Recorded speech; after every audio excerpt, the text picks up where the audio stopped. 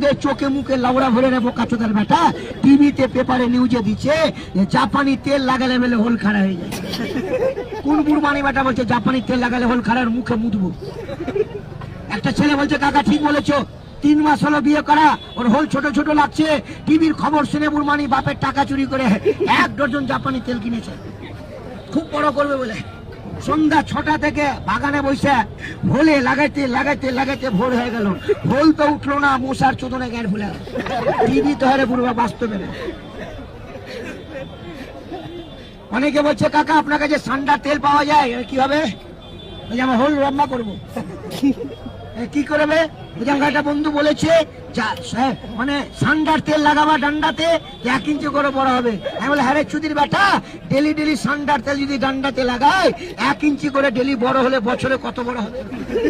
মাটিতে না রে বুড়বা, ঘাড়ে ঝুলিয়ে রাখতে হবে। কোর্ট কাছারিতে পুলিশ প্রশাসন লাগবে না, খালি ডান্ডা ভার করে ঘুরিয়ে দে।